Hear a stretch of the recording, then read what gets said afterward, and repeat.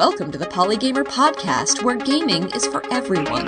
Join us as we expand the boundaries of the gaming community.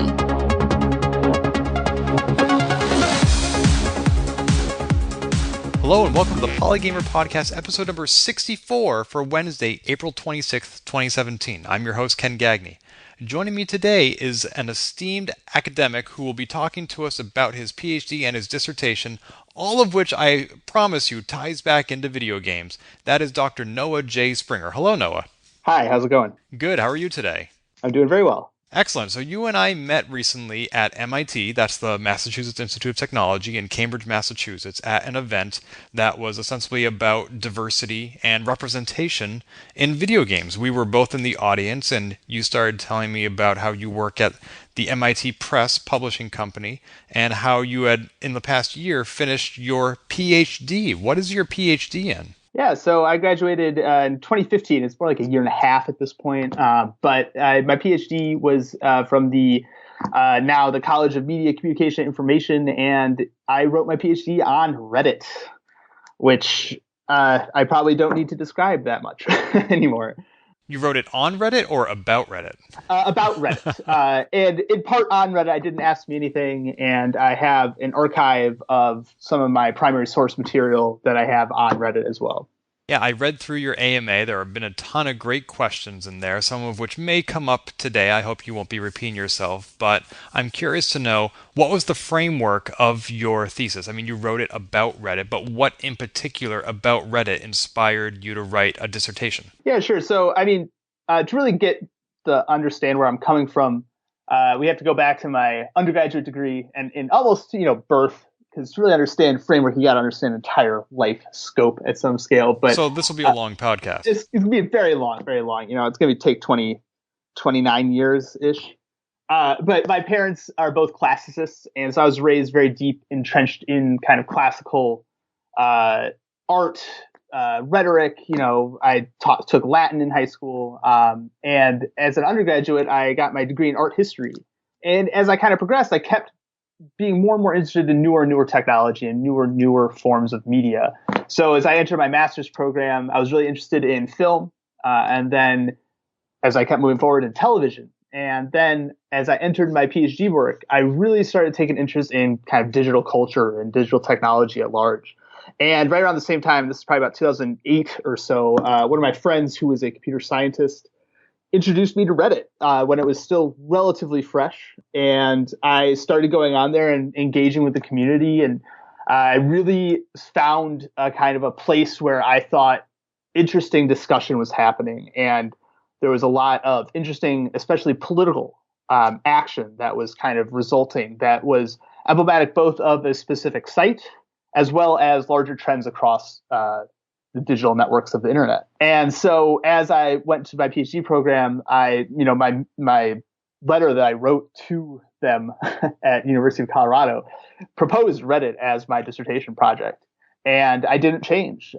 And as I kind of went through the program, Reddit was always in the back of my mind. A lot of my projects that I worked on during classwork were about Reddit. I wrote papers on meme propagation, did content analysis of political discourse on our politics and things like that. And then when I started my dissertation research, I continued. And sure enough, I was able to make it into a full-blown book, I guess, at this point. So that's basically where it came from. So you were writing about online communities, digital communities, and specifically Reddit. Did you have any particular hypothesis that you were trying to prove?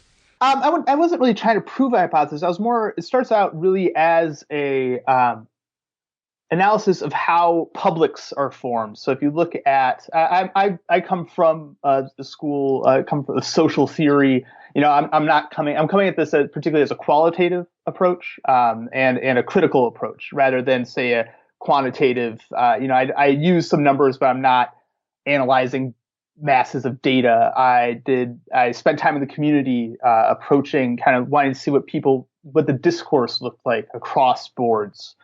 And I really wanted to understand how the technology, the culture, and the politics of Reddit all kind of intermingled across the boards, and then what effect and what results we could see outside of the Reddit community from these things. So one of the things that really inspired a lot of my interest and really took it to new heights was when Reddit had a relatively influential part in stopping the Stop Online Piracy Act in 2012 or so.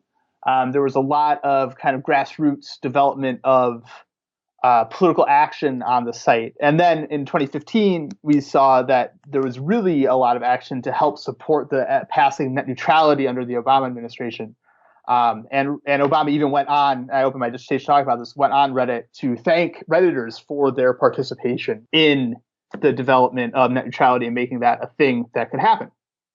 And so it seemed to me that there's a lot of people in popular press at the time were talking about slacktivists, and how, people in online communities are just clicking, share and like, and without having any sort of real political effect. And meanwhile, being on Reddit, I'm seeing political action really be engaged in these sites. And so I was really interested to explore that disconnect of how do we see both these sites as politically apathetic, but at the same time, seeing actual political results directly kind of from the grassroots organizations that we see on Reddit. And that's something that you don't see in more mainstream social media, such as Facebook or Twitter? You can see it there for sure. And I would say that since my dissertation, I've become a little more pessimistic, and I'm not, and maybe since the 2016 results, the political action that you see generating on places, even like Facebook and Twitter, are not necessarily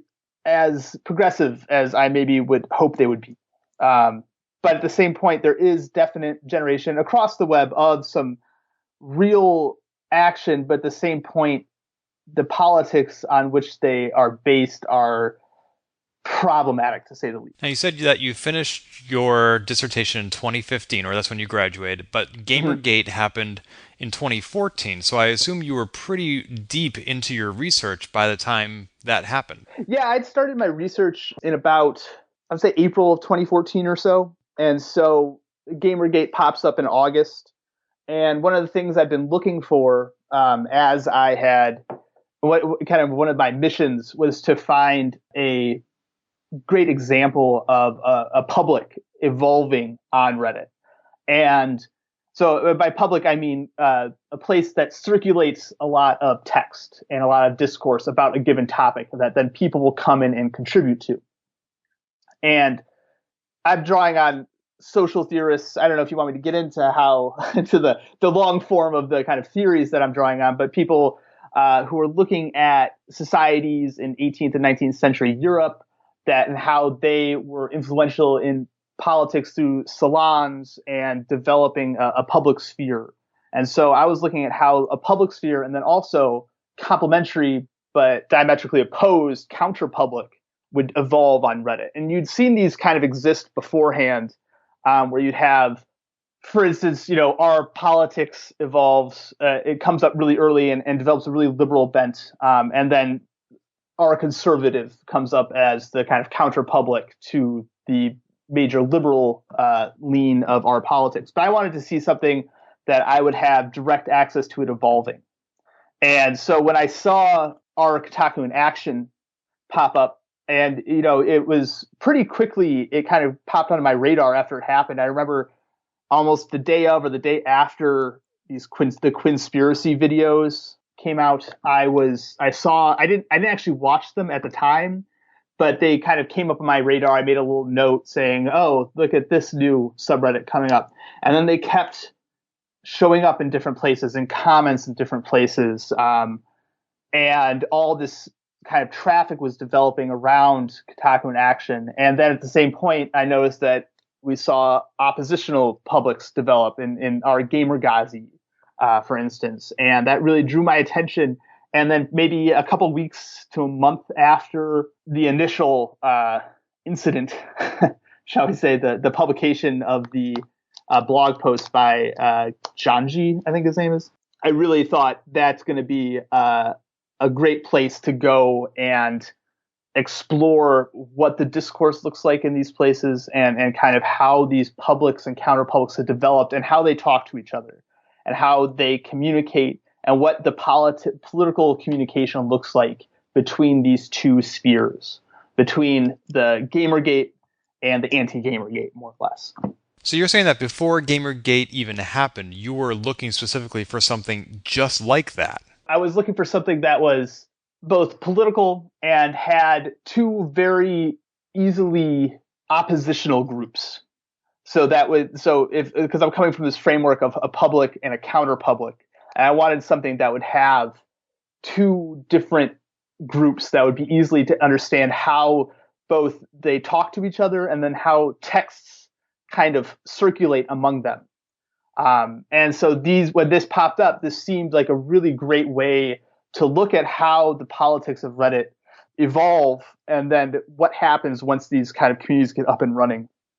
And then also how they communicate with outside communities. So and my focus was on Reddit, but I talk a little bit about 4chan, I talk a little bit about Twitter, and how these, especially, imager links get pulled into Reddit's sphere, and they're imager links of Twitter tweets that are talking about 4chan shots.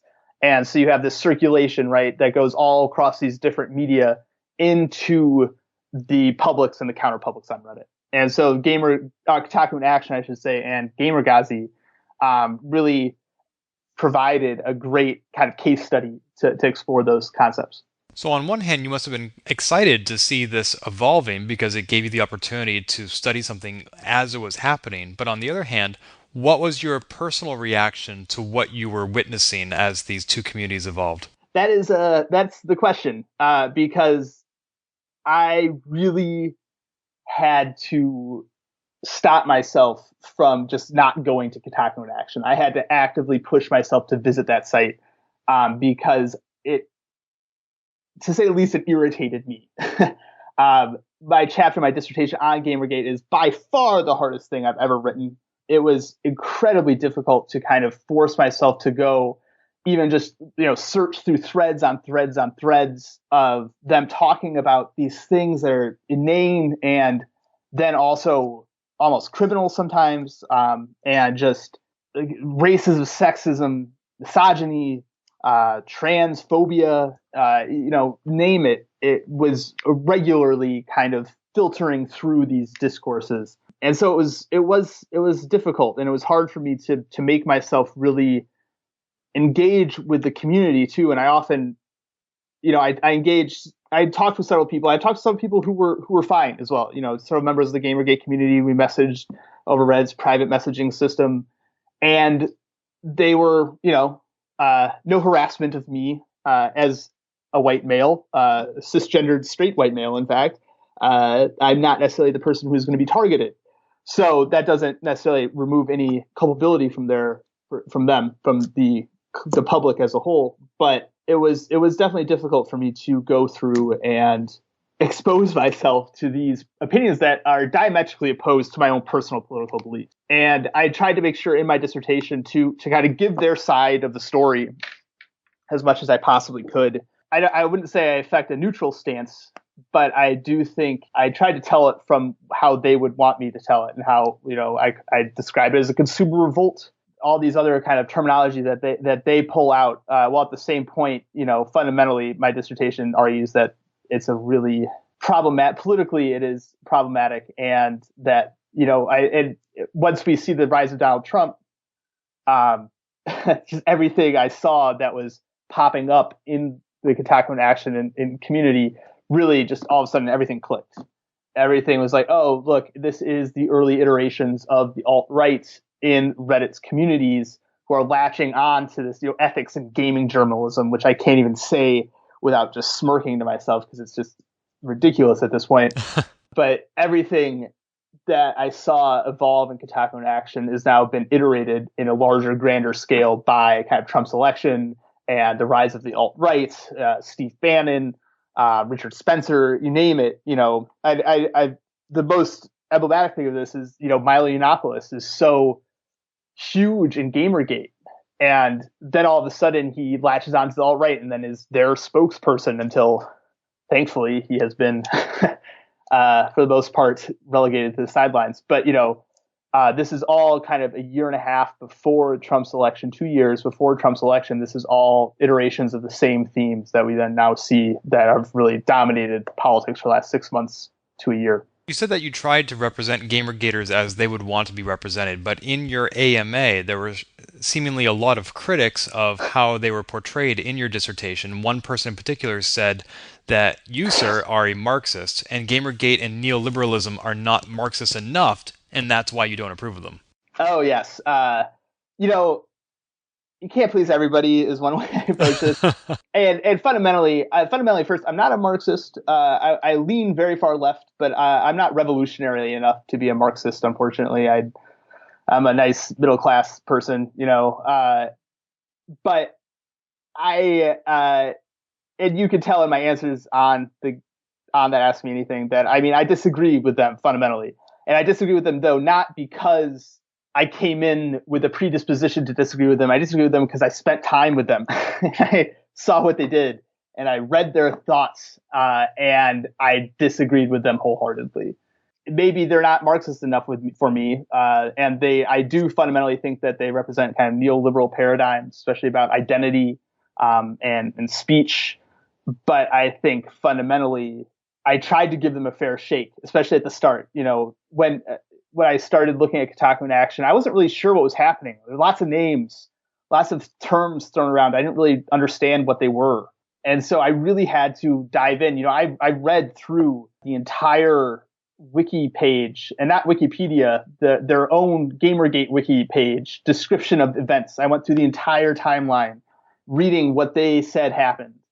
And I came to the results I came to, which were that this is a collection of people who are iterating ideologies that are not aligned with progressive theories and progressive political motivation. And in fact, I think fundamentally we now see that they are an early iteration of the alt-right, as we now have come to call it. Speaking of not recognizing all the terms that you were exposed to, you mentioned neoliberalism. I know what liberalism is. There's the Democratic Party is often considered liberal, and social justice warriors are often considered liberal. So, Sure. So neoliberal, that sounds even better.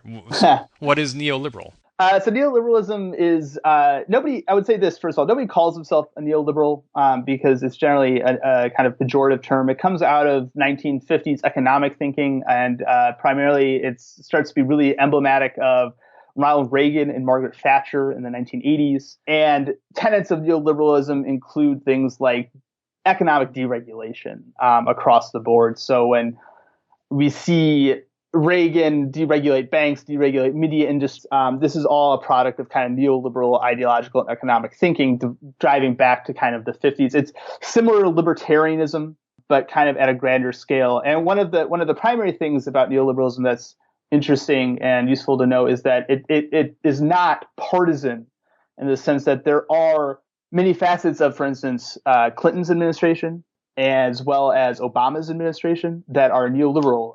We see examples of neoliberalism very heavily in Reagan's enforcement of the removal of the fairness doctrine, which means that news organizations no longer have to give equal weight to both sides of a political spectrum. And then in the 1996 Telecommunications Act passes under Clinton. And this ultimately leads to the rise of what we know as Fox News, because now we're able to have a news company that can only has to provide one side of the argument. They don't have to give anybody else any sort of voice. And so we start to see it divide and encourage partisanship in part of news viewers. And this is all kind of related towards a deregulation of fundamental kind of governmental institutions and banking institutions. And this is then, in my dissertation, I argue this is being extended by movements like GamerGate into things like deregulation of identity. And so, of course, in GamerGate, as well as on Twitter and on 4chan, this idea of anonymity is so lionized, and everybody anonymous is the way to be because you want to strip all identity markers. That is deregulation. It's saying that we don't want to have people have identities. Everybody's anonymous, and on the internet, no one knows you're a dog, except that's not really the case anymore, especially since revelations of Edward Snowden and some of these things that we see.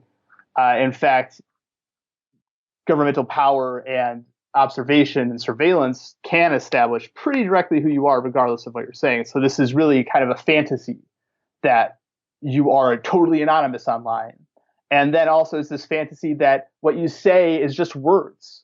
It's just me talking, but that's not really how this works. They have effects on people, and you can really influence and harm people through the things you say across digital networks. And there's a continuing separation sort of digital life from real life that is, I think, unnecessary, as well as can be very harmful, because the things you say online, that's just me as an anonymous person exercising my free speech online, but and that's not going to have any consequences because it's been deregulated. We can say whatever we want. Our speech has been deregulated. Our identities have been deregulated through networks like Reddit's network. But fundamentally, the network on Reddit connects to who we are as real people. And when you say to somebody, there is somebody on the other side of the computer reading that. And Reddit does things to try and emphasize that, they have a little mantra, remember the person on the other side of the computer on the screen. But I don't think people do. And I think this is a product of kind of neoliberal identity politics. So you mentioned the partisanship and only being able to show one side of the conversation. And we see that in Reddit and in GamerGate with these two cultures and countercultures, GamerGazi and Kotaku In Action. You talked about KIA as the subreddit where a lot of GamerGaters congregated and where you did some of your research.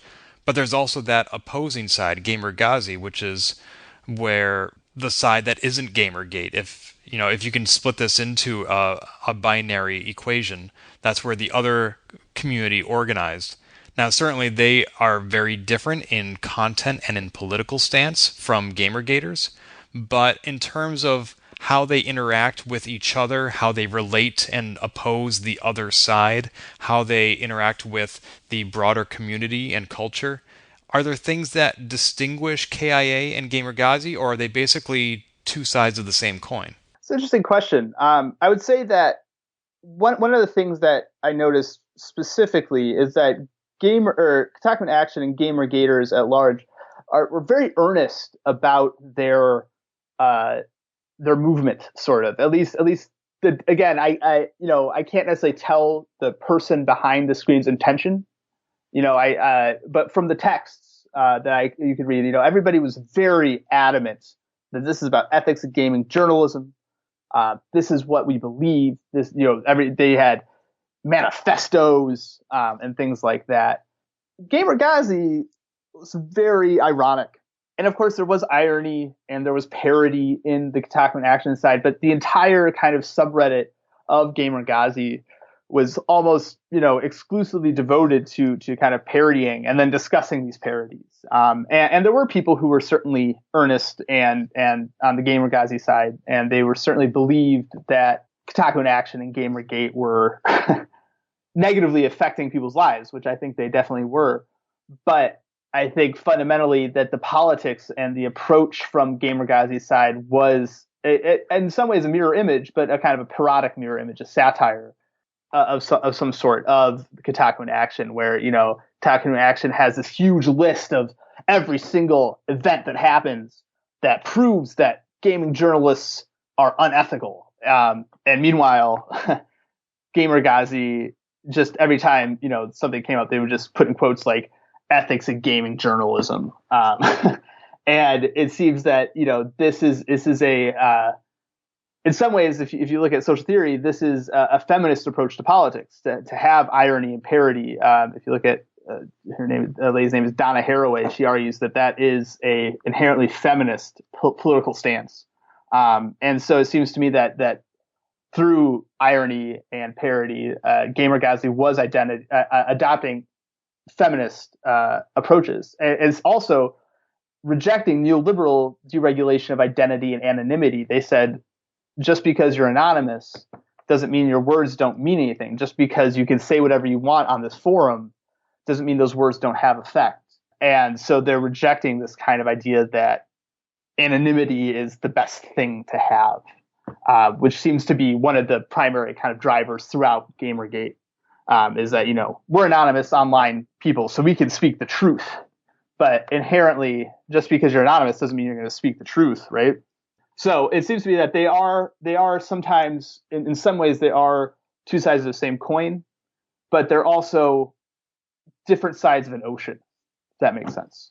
Well, if GamerGazi has this sense of parody and satire to them, don't you think that may have exacerbated the issue by reinforcing GamerGaters' feelings that their stances were being disregarded and not taken seriously? And maybe it would have been better if they felt listened to? That is correct, I would say. But do you listen to fascists? That's only kind of a joke, but only kind of, because I think, again, if we take Gamergate as an early instance of the alt-right, of Stormfront, of people who are accepted that they're fascists, and this question is still being debated, obviously, and we've just had this debate around Auburn. This is very recent. Auburn accepting people into their campus as who I think it was Richard Spencer to speak, who is an avowed white nationalist. Do we give him a platform? Do we have to listen to him speak? And people in Gamergate, of course, would say, yes, we do have to listen to him speak because freedom of speech exists. So we have to accept the fact that people are going to say things we disagree with. And we have to listen to them, and then we can argue them down with logic, and we can argue them down with rationality. But I think there's a real problem with that approach, in the sense that I think that some people, rationality, logic, argumentation fails. Doesn't inherently convince somebody that things are correct. There's a model of information. It's called the deficit model, that people believe something because they don't have sufficient information to know what the truth is, so that they're in a deficit. But as soon as we supply them with the correct information, they will change their viewpoint, because they'll see, oh, I see, I wasn't aware of this fact before, now I'm aware of it, so now I've changed my position.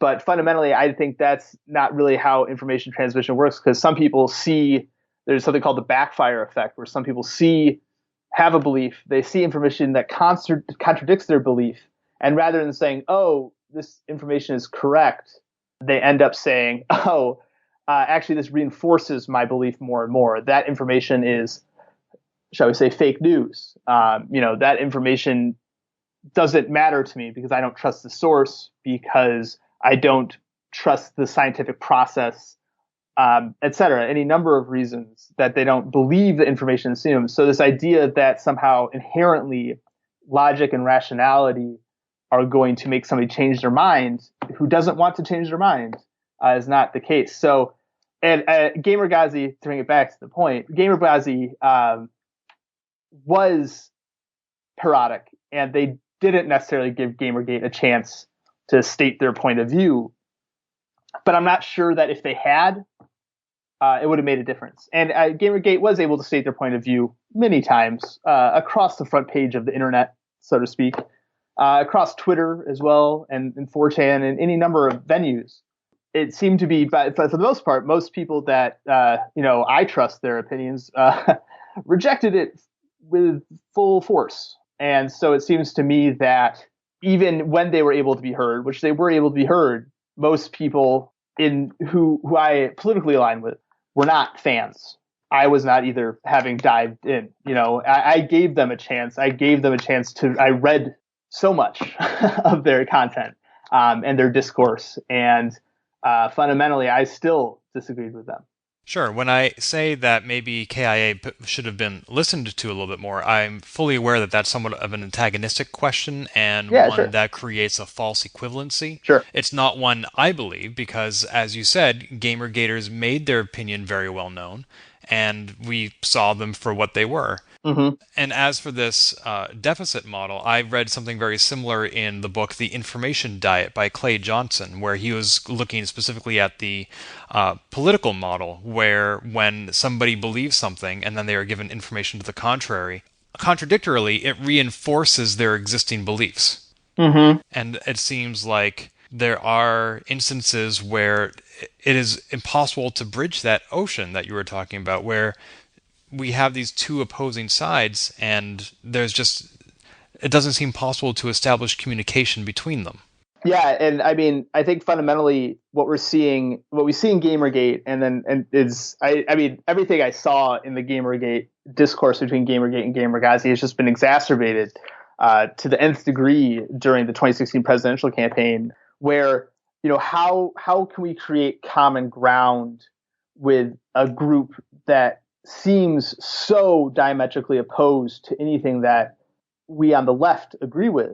And it seems to me that there must be a way, but this is a very difficult issue when we have communication networks where you can access any information to back up any point you want, so that no matter what you do, if something contradicts you, you can just go to a different source and say, oh, well, this other source backs me up, so clearly my opinion is correct. And so we live in, this concept of post-truth has been gaining traction, where it's, the question of what is real and what is truth is not necessarily the defining factor for what people believe.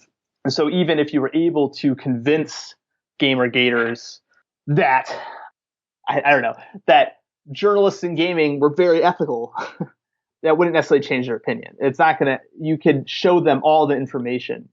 And this is where I think it comes down to, we have to rely on something beyond information, and we have to move to something beyond kind of rationality in terms of convincing somebody politically to change their views, and something more towards empathy, more towards a politics of engagement and a politics of, meeting somebody in person and talking to them in person can really change a point of view. This is where I'm fundamentally more pessimistic after doing my research about the state of digital culture and the potential for political progress, is because I'm not sure you're able to do that very easily over the internet. Reddit maybe is useful for affecting some sort of public policy change like net neutrality, but I don't think fundamentally it's able to make a racist person into a non-racist, because they're always able to go somewhere else. Whereas if a non-racist person is to sit down with a person of color, or a transphobic person is able to sit down with a trans person, they would have in-person empathy and discourse and connection that would be more effective in changing their political opinion than, me arguing with them over the internet. I've become definitely more, since my dissertation, I'm more pessimistic about the potentials for political progress and change via digital networks. And part of it is from people on GamerGate not learning. They just didn't seem to figure it out. And it's kind of faded away at this point, but I've also stopped paying attention to it. So that makes it feel like it's faded away for me. But it seems to me like it's definitely, people have stopped paying attention to it a little bit more, at least. So that's a good thing, I guess. Well, that's one of the questions I had for you, which is that you and I are talking about Gamergate almost 3 years after it happened. Is this conversation even relevant anymore? I would say it's relevant just because the politics and I would say Gamergate itself is not necessarily relevant in terms of, did Zoe Quinn sleep with somebody for a good game review? That's and everything that results off of that is just, I don't know, kind of pointless. But it seems to me the chasm between the publics and the counter publics on Reddit is still increasingly evident, especially if we're going to talk about Reddit specifically. Reddit is now in the top 5 largest websites on the internet in new Alexa data. And so it is, on Reddit, it's even more important than ever and then also since the election of Donald Trump, and the rise of the alt-right, the prominence of Breitbart, Steve Bannon in the White House, etc., we continue to see that these same political debates that were really emphasized in the Gamergate collision and in this conflict are still incredibly prevalent throughout American society, at least. And then also as we see things like Brexit and the upcoming French election with Marine Le Pen, they are also internationally, especially in Europe, this question of globalization versus nationalism. These debates all can interrelate to the kind of debates that I saw pop up in our Kotaku In Action in GamerGate. So it seems like what we saw with GamerGate and Kotaku In Action on Reddit back in 2014 and since was almost sort of a warning of what was going to be happening with Brexit and with Trump. And yet it sounded like you were still hopeful that digital communities and Reddit specifically could reverse that trend and that we would live in a little bit different world than the one we now find ourselves in. So should we have seen Brexit and Trump coming? When Gamergate happened, should we have said this is a sign of things to come? We probably should have. I didn't. I was very hopeful in terms of the 2016 election, as most people were, it seems to me. In terms of, we should have seen Brexit as a sign for Trump as well. But it seems to me that maybe I should have read a little. I tried not to extrapolate too far from my dissertation research. I tried not to be like, oh, well, I saw this at Gamergate, therefore, we're all fucked. That's not that. I avoided doing that because that's not exactly good theorizing. But at the same point, retrospectively, and hindsight is always 2020. We can. I do think that fundamentally this is an early iteration. And I wouldn't say necessarily the earliest. The culture wars that are emblematic, that are expressed in Gamergate as well as currently, they go back at least to the 90s, where you have the first call out against political correctness. Newt Gingrich was arguing some of these same kind of debates, but you definitely see a lot, see in Gamergate, you see like one of the best examples, you see the rise of Milo Yiannopoulos in the Gamergate community in 2014. Only for him to become, a lead editor of Breitbart, and thankfully, no longer so. But you see so many things in the Gamergate debate, if we want to call it that, that are still recurring issues in the political stage today. And I just wish that, somehow, and I'm not sure how you do this exactly, but somehow that rather than having the right nationalist populist movement evolve, it would have been on the left. And I was a Bernie Sanders supporter. Of course I voted for Hillary Clinton as well, but I liked Bernie Sanders. I liked his message. It was kind of the left populist vote, and it seems to me that also existed on Reddit in a very strong manner. And I'm not going to go say Reddit is not one thing or another. It's like the internet in the sense that it's everything. It has, if you want to find something on Reddit, you're going to be able to find that political ideology to back you up. And so I would never go say that the entirety of Reddit is this or that. But at the same point, I stopped going to that site after the election because every time I went on there, it just evolved to a debate about Donald Trump. And that was giving him too much publicity. And so, I go back occasionally, but I don't sit around and browse it like I used to because I'm tired of the debate, and I don't think the debate can be won on Reddit. I think it needs to be won in political action, effective political action in connecting with people one-on-one and changing people in the meat space, so to speak. You had said that the way to convince people is not through science or fact, but through empathy, by sitting them down in front of each other, and you just mentioned introducing them to each other in the meat space.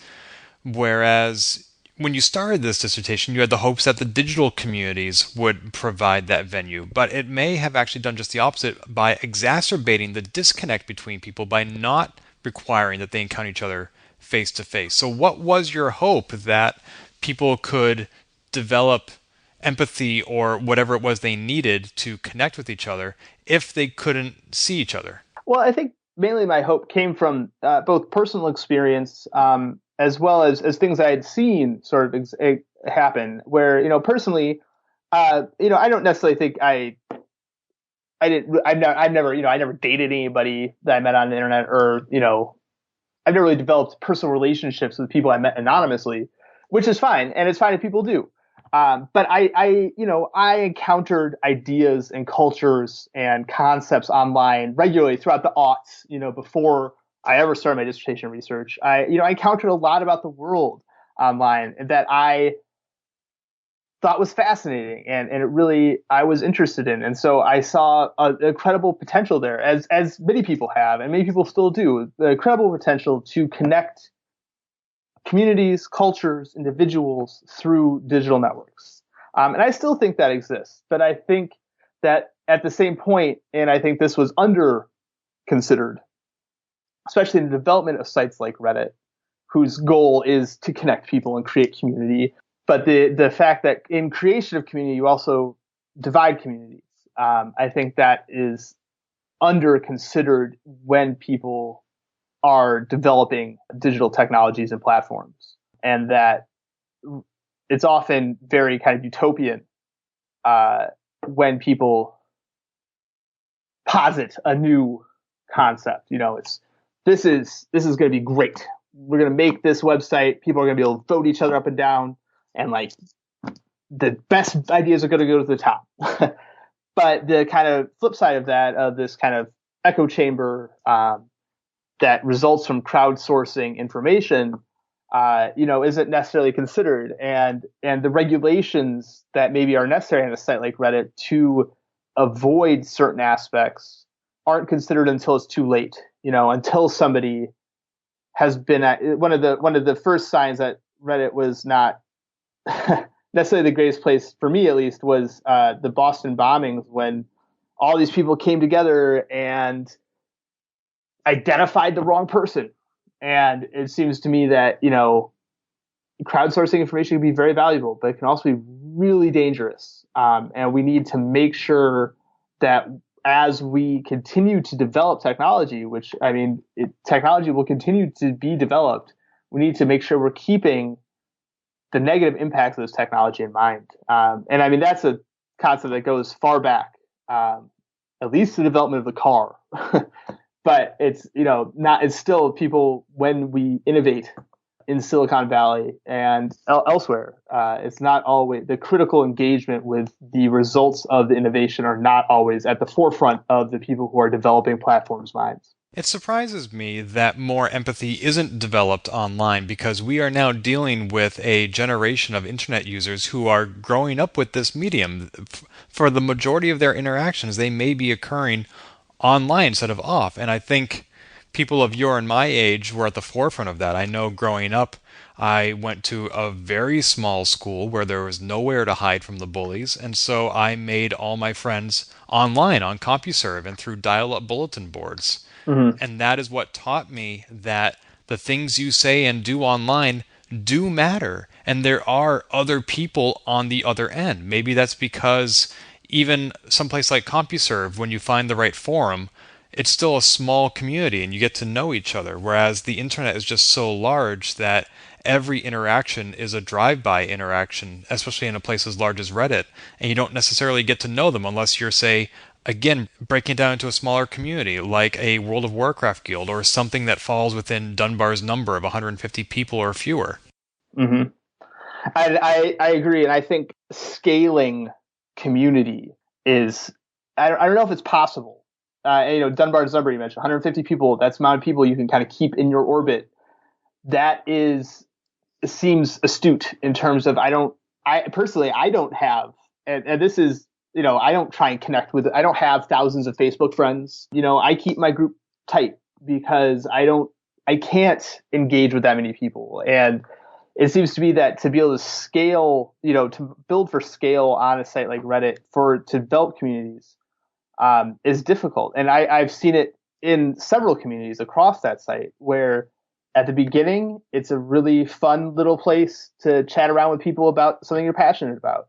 But by the end, there's 250,000 people. And I'm thinking about the hip hop heads subreddit. I'm a big hip hop fan, and I still think it's one of the better ends of a large size scale subreddit on the site. There's a lot of really moderators who are really actively involved with containing and shoving out some of the worst aspects of Reddit. But at the same point, I was on the subreddit when it was under 2,000 people, and I was there as it grew, and it was awesome. There was so much underground music. I was being exposed to all sorts of new great music.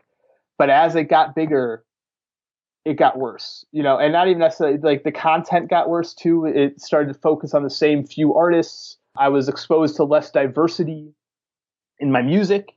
And so I think the idea of taking a small community and just blowing it up and making it huge is perhaps impossible. I wouldn't say it's just absolutely out of the question, but I'm not sure how I would do it. And I'm not sure people in Silicon Valley, and I'm just saying Silicon Valley as general for people who are developing websites and new platforms for communication, but I'm not sure that they're inherently considering all the negative implications of such acts.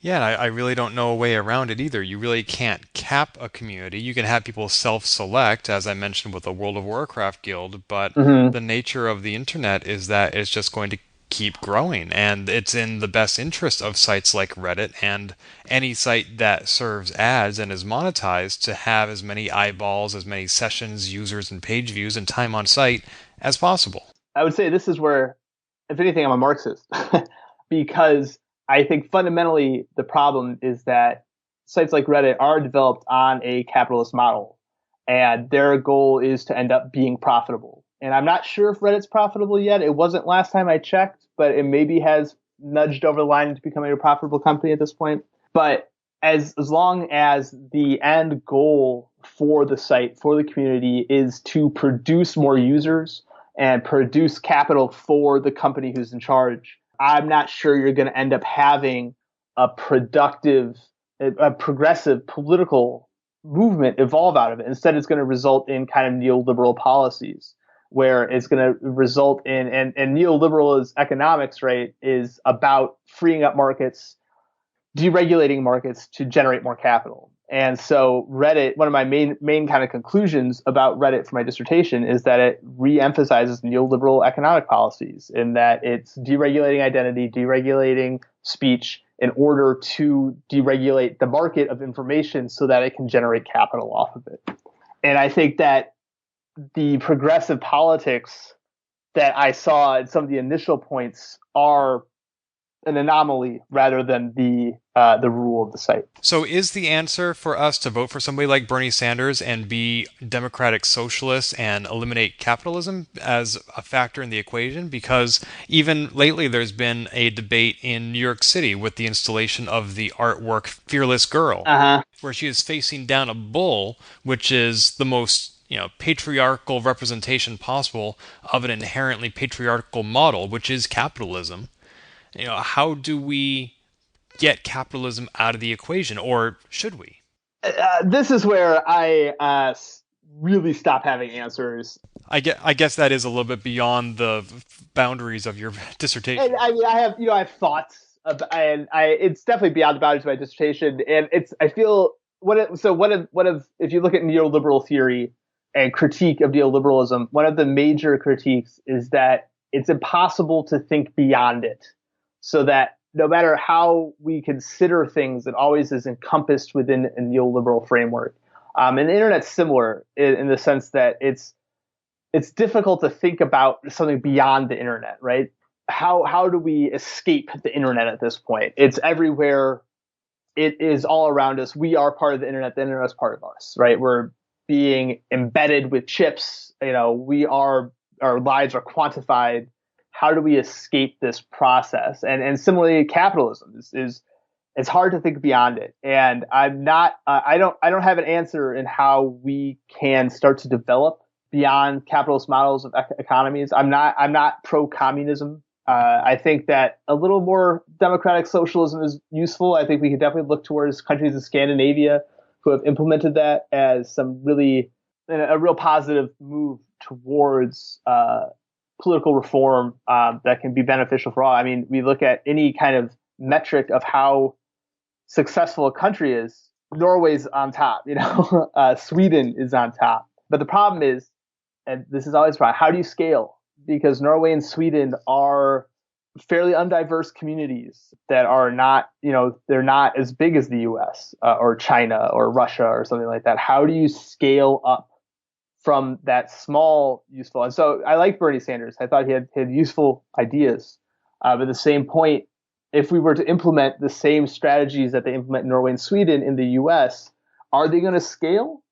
I'm not sure. I don't know. I'm not an economist. I'm not in policy making. I'm in academia, and so I could throw out suggestions, but at the same point, I'm not sure how useful they would be. I know that there must be a better way, right? There must be something else we can do. I'm just not sure exactly what it was. And in my dissertation, I try, even for Reddit, I try not to be prescriptive. I'm descriptive, right? I'm describing what I see and critiquing what I see. I'm not saying, Reddit, go do this and it'll fix all your problems. That's definitely something I try to avoid, because I don't necessarily know what the correct answer is. I just know that I can spot a problem when I see it. So since your dissertation was descriptive and not prescriptive, was there a goal that you set out to do with your dissertation that you feel you accomplished? When somebody reads through your dissertation and gets through to the final chapter, what is their takeaway? One of the things I thought I did well was I gave a really thorough description of Reddit as a platform. If you look from, GamerGate is just one chapter and we spent most of our time talking about it, but I also have a chapter really going through a thorough analysis of their economic policies, like their advertising models. I look at alternative aspects and cultural aspects of it. I look at some of their technology, some of their algorithm models. I look at, and then in my final chapter, I look at, do you know the red pill? Only as a Matrix reference. Yeah. The red pill is a wonderful, and take that with all irony intended, subsection of Reddit devoted to toxic masculinity, more or less. It's like GamerGate times 1,000. It is worse than GamerGate. I will straight up say that. You go take a peek if you want, but it's about what do they call it, sexual strategy, and about how it's like the pickup artist, but mixed with a really strong alt-right ideology. And it's a real nasty place. There's also a subreddit called the Blue Pill. I talked about this in my final chapter a little bit, and how they kind of have discourse back and forth. Fundamentally, what I think is that the method of information distribution on Reddit, which is alternative to newspapers or books, this is something it's a different way of looking at things, but at the same point it still begins to reinforce some of the same hegemonic models of society that exist across the board. But go look up the red pill if you want to hate yourself for 10 minutes. As if our current political environment doesn't make me do that already. Yeah. It's a nasty place, and it is a reference to the Matrix too. But I actually came across that before I came across the GamerGate subreddit, because it had been established. And if you look at, I have statistics somewhere in my dissertation about the cross population between the two, and it is significant. It's like, I want to say, I don't know. I need to check my dissertation for the numbers, but it's like something like 15% or 22% or something like that of people on GamerGate, on Kotaku In Action, were on the red pill as well. But I don't remember exactly what the stats were on that. Let me see if I can draw those up real quick. Don't I recall you also had stats about people who were in Kotaku In Action were also on GamerGazi? Yeah, there were some people, and I wasn't, because the stats I got it wasn't my own statistical number. There's a subreddit, I think, that did this across a bunch of different subreddits and they would go and say, here are the cross numbers for how many people belong to this subreddit also belong to that subreddit. And there were some people who belonged to both. And my theory about who they were people who were like me. I mean, for instance, I belong to both. I subscribe to both subreddits. And, that doesn't mean I was necessarily on the Kotaku In Action side of things. I was just trying to follow the discourse across both. So my theory is anybody who was subscribed to kind of both was more interested about what people were saying rather than agreeing necessarily with one side or the other, but I'm not 100% sure on that. Oh, here it is. Okay, so I don't actually have anything about the red pill, but I have our men's rights has a 15% percentage of users are similar to Kotaku In Action. Is that a lot? Yeah, it's not a negligible amount, but there's higher percentage with members of GamerGazi in terms of for instance, shit Reddit says gaming community has 22% correlation with GamerGazi. Against men's rights has a 20% correlation with GamerGazi. But again, GamerGazi is also a smaller population. There by the time I was done with my dissertation, there were I think 35,000 subscribers to Kotaku In Action, but there were only about 10,000 to GamerGazi. So, and you would expect that much from something like Reddit, which is primarily male dominated. Diversity is not the name of the game on that site necessarily. So I'm not actually. I tried not to necessarily derive any results from that 15% number about men's rights. I thought it was interesting to note that is, there are certain correlations between subreddits that can be useful sort of in terms of just looking at how communities develop. And so I was especially interested in the fact that, you have, Kotaku In Action evolves, the name itself evolves from Tumblr In Action, which was devoted to making fun of SJWs on Tumblr. And so there are these kind of, these evolutions of communities off of other communities that kind of trickles on down into smaller areas. We talked about the red pill as some place that will make you hate yourself for 10 minutes, and obviously there's a lot of misogyny and other issues with the Kotaku In Action. Can somebody who's listening to this podcast, and given the kind of audience that this podcast has, can they join the GamerGazi subreddit and feel relatively safe about doing so? Yeah, I would say GamerGazi definitely would be, for a member of your audience, I would think they would probably enjoy it a little bit. It's in some ways it was an area, a space of catharsis for a lot of people who were antagonized either directly or indirectly by the GamerGate movement. Kotaku In Action, as soon as it was founded, began popping up to the front page of Reddit. And, it's just like Are the Donald was a big subreddit and still is. And they had to change the algorithm on Reddit when that came out because it was just completely tearing apart r/all, which is all the subreddits combined into the front page, and made r/all effectively unusable unless you wanted to read the Donald. And so they actually had to change the algorithm to adjust for that. But GamerGazi was in most ways a reaction sort of to the success of Kotaku In Action, because people were so frustrated with the GamerGate movement that they needed somewhere to vent and to parody and to create satire and to react to these annoying people who continually had a voice in the dominant culture of Reddit, and they wanted, this was the counter public to the public that was Kotaku In Action. And so it was very, I would say members of your audience would definitely, I haven't been there in a year-ish, so I haven't been there recently, but I would assume that most members of your audience would enjoy the content on that subreddit. I have been a lurker on subreddit for years. I don't tend to post much, certainly not my own original content, but even less so replying to other people, because I find, depending on which subreddit you're in, it's a very tough audience to crack. It's a very critical audience, and I don't find that they're very welcoming to newcomers. I even asked on Twitter, do most people here on Twitter use Reddit? Because I find it a very difficult audience or a very difficult community to join. And everybody who took the time to reply to my tweet said that they had the exact same experience. Yeah, that's very interesting. And I could definitely see that being the case. Reddit is a series of in-jokes for the most part. If you are in on the meme, you could get in. And one of the problems I have with it, especially as it's grown, is that the discussion and the interesting comments that I found when I first started there have basically degenerated into, if you know the joke, you'll get the upvotes. And so if you can get in early and say the right thing you'll be lauded.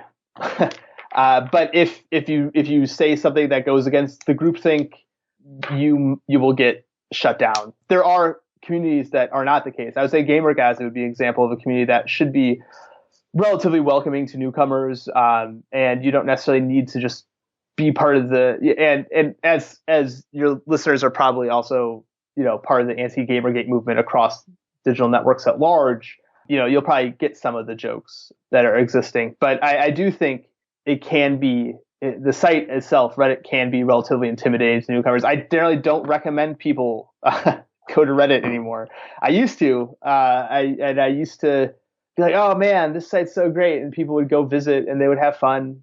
But I started noticing early on that my female friends and my friends of color were not big fans, which I noted.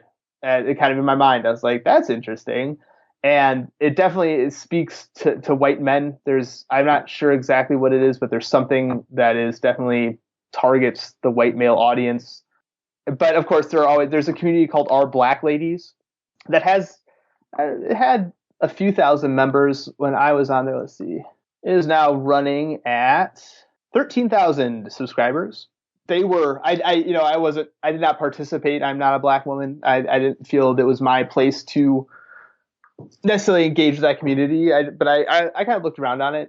One of the co-founders of Reddit, Alexis Ohanian, had mentioned that as one of his favorite subreddits. And so it's like the internet at large. There are scary, unwieldy areas that are just insane. But there are niche corners that can be really enjoyable and can really speak to your personal experience, and really, there are small areas that can be progressive. But it's hard for me to recommend that somebody who has never been, to start going. I think a lot of people didn't start going to Reddit until after Dig sort of destroyed itself with an update several years ago that just created a mass exodus. So if you can't recommend people go to Reddit, where do you suggest they go now instead? You tell me, because I've been trying to find my basic go-to is I use RSS feeds. I go to a bunch of different blogs. Basically, I immerse myself. I use my Facebook actually a lot, but not to participate in communities. I've kind of removed myself from participating online for the most part. But I get my news from New York Times, Washington Post. I get my pop culture stuff from like the AV Club and Vulture. And then I find, especially in my position at the MIT Press, I encounter a lot of new authors, academic authors who I don't know, and I help acquire in digital humanities, new media studies, and things like that. And so I'm always like, oh, here's a new author I haven't heard of. I find their personal website, and they're going to take me to links to places that are, they trust, and they have people. And one of the things I think is fundamentally the case is since we see the internet as a site of decentralization, right? These sites that try to centralize content, like Reddit, like Facebook, like Twitter, that try and funnel everything through one platform, are maybe not going to be the most effective way for you to get content that you like. You're going to have to really go out and struggle to find useful and valuable sites. And I know I have, especially since stopped going to Reddit. I don't know. I don't have a single site to go to. I frequent a variety of different places, and often in terms of my news, I rely on newspaper news online. I don't have any subscriptions, but I like to go to newspaper sites, and that's where I want to find it, because I trust journalists rather than I trust editors rather than I trust a bunch of random people on the internet to tell me what is valuable information. I do think that there is definitely a role for curators, and I believe Reddit tries to do that with their upvoting mechanism, but I'm not sure that crowdsourcing that sort of device works well. I think having somebody at the New York Times or Washington Post, or curating your own sources through RSS feeders. I am a big proponent of Feedly. I had people come up to me at PAX East just last month and ask me, what should I read? What sources do you recommend? And I said, I recommend you curate your own over time by trying a whole lot of different sources, find the ones you like, and putting them into your RSS reader. 100%. Yep. Yeah, and I think that's honestly the best way. And even my friend who introduced me to Reddit in 2008, when Trump was elected, and I was like, I'm done with this site. I was like, where do you go for your stuff? He's like, everywhere. Like, you can't just don't have it centralized through one source, because that inherently is going to start clouding some of your aspects. You need to be able to draw from a variety of sources that you think are valuable. And I think one of the answers actually to this whole conundrum and to this whole concept of information overload, to fake news, and this is coming from a kind of pedagogical perspective, but we need to increase programs for media literacy across secondary education and even into primary schools.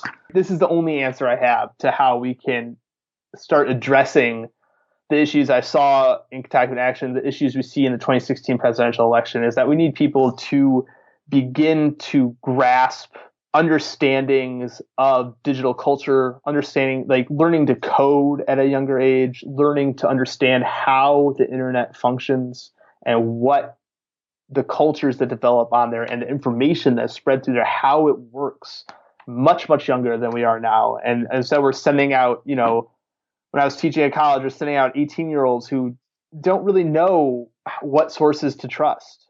And when you have something like Reddit, which sounds very authoritative, it's the front page of the internet, and it has a very easy to understand mechanism for how information is voted. If it has the most votes, it's obviously the best information. But that's not really the case. It's the most popular information, maybe, but far from necessarily accurate. And so I think if we encourage media literacy and digital literacy in younger ages, we can start to kind of combat some of the major problems we've seen arise in digital culture, for sure. I definitely think that teaching individuals to curate their own sources and to identify what is good news and what is not is very important. I actually teach a graduate course in the publishing field.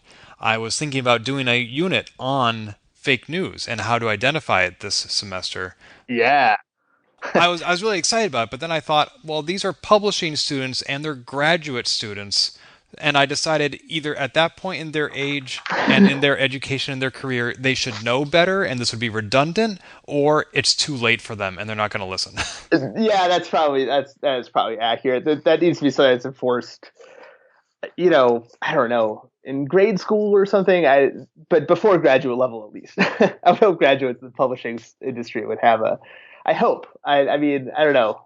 I saw some undergraduates who were struggling with these sorts of issues for sure.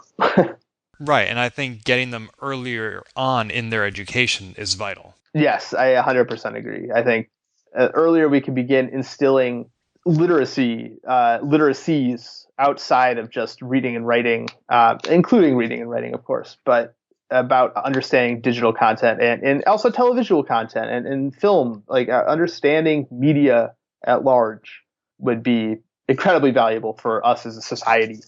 The only downside to curating all your own sources and identifying what are these good sources is whether you're going to the New York Times or Washington Post or Games Radar or whatever, you're probably not going to get the same sense of community that you would in Reddit, because a lot of these outlets, even though they enable comments on the bottom of the post, they're still primarily a broadcast medium. A lot of the communication is still one way. And that's definitely true.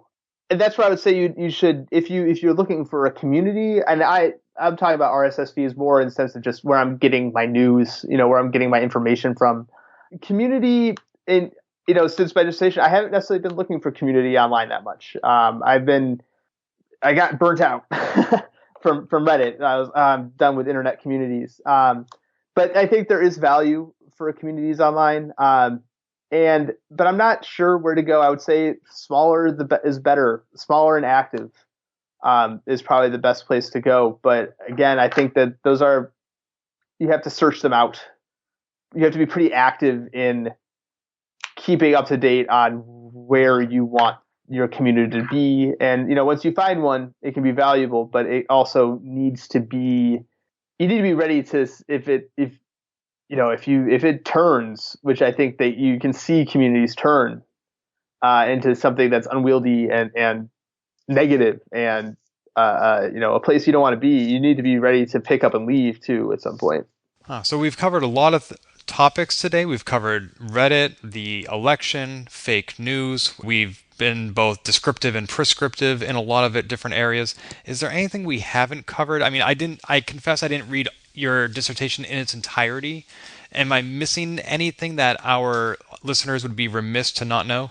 I think for my dissertation we pretty much covered, but I will say this. I think as two heterosexual, cisgendered white men, we have not talked a lot about identity in terms of coming from a perspective of a minority or a transgendered person or a marginalized community at large.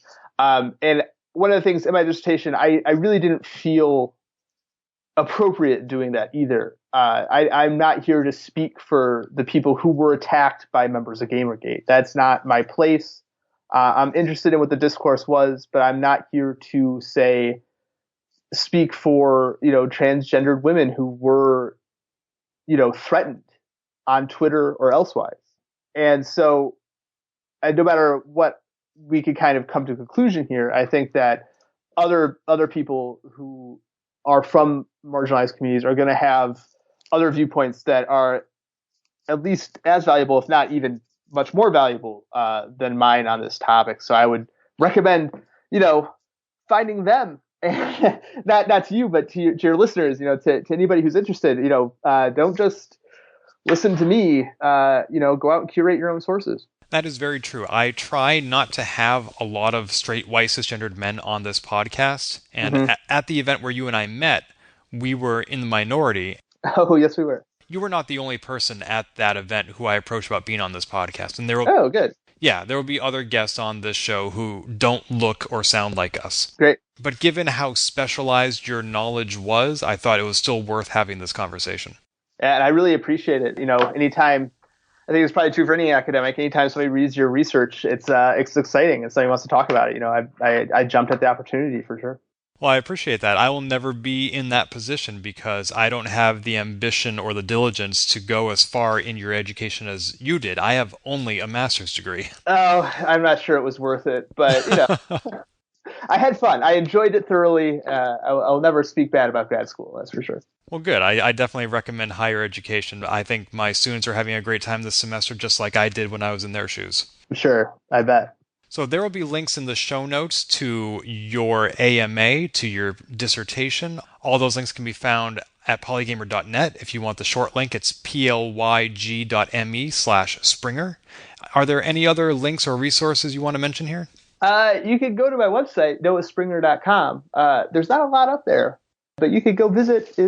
I've got some stuff. I've got a couple posters. I'm working on developing my blog back up. My website got hacked last November or so. I don't think it was related to anything about my dissertation, but you never know. But I take everything down, but you can go check it out, noahspringer.com. It's got some stuff. Very good. I'll include that link in the show notes. Dr. Springer, thank you so much for your time. Thank you so much for having me. This has been Polygamer, a Gamebits production. Find more episodes, read our blog, or send feedback at polygamer.net.